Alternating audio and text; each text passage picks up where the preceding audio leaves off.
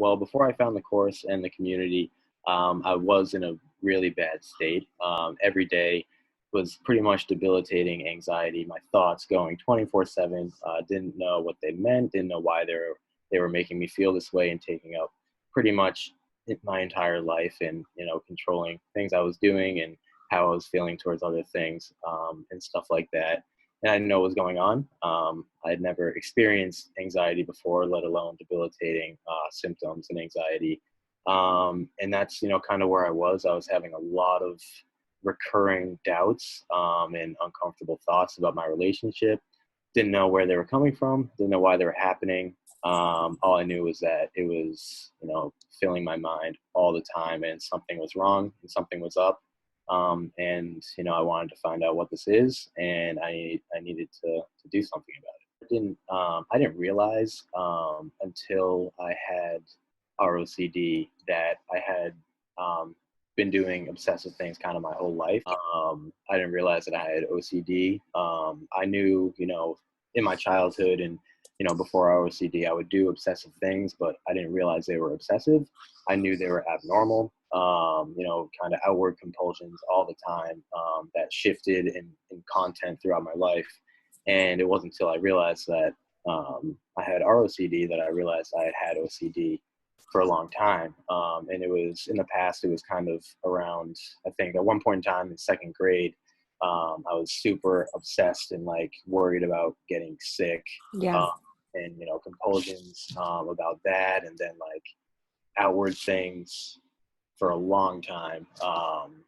But yeah, that's kind of what I experienced. But those things I don't think made me super anxious. Because I remember when I started feeling anxious last year, I was like, "What is this? I don't know what this means. I don't know what this is." But definitely a lot of that stuff before ROCD. Definitely physical symptoms, a lot of uncomfortability, a lot of anxiety, and this feeling that something is wrong. And I just felt it in my body, kind of around my chest and my heart, and I didn't know how to deal with it. But that came with the thoughts a lot, and maybe I'd wake up in the morning and start having the thoughts right away, and the anxiety wouldn't come until a little later. But it was filling up my whole day, and it was just this feeling in my chest that something was wrong. I was uncomfortable, and I felt like I needed to think my way out of it because I was having these thoughts all the time.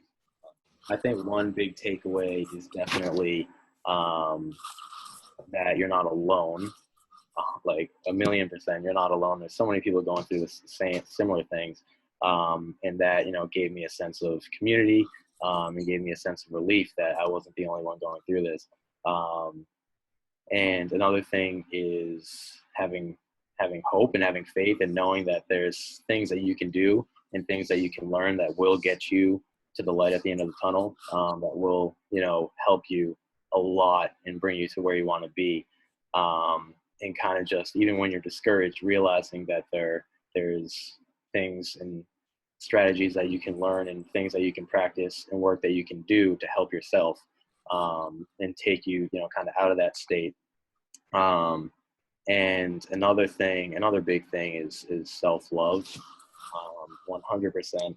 That kind of goes hand in hand with our anxieties, with all of that goes on within us. And taking care of yourself outwardly has a lot to do with taking care of yourself inwardly as well. And I think being able to practice the work that you do in regards to OCD, while making sure you're loving yourself and taking care of yourself as much as you can in other ways, will get you a long way and help you out more than you can probably imagine.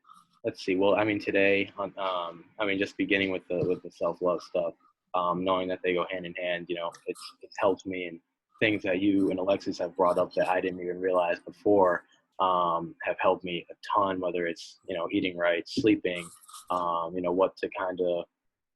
what to do when you're in an anxious state, meditation, all of that stuff. Those are things that I practice every day, and that helps me a lot. And without the course, I really don't think I would have realized any of that, and wouldn't have developed any of those strategies.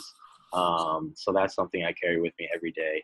At the same time, one of the big things I learned is accepting the thoughts, because even though I'm doing a lot better, um, and being able to live my life the way that I want, where I wasn't able to before, um, some thoughts still try and trickle in.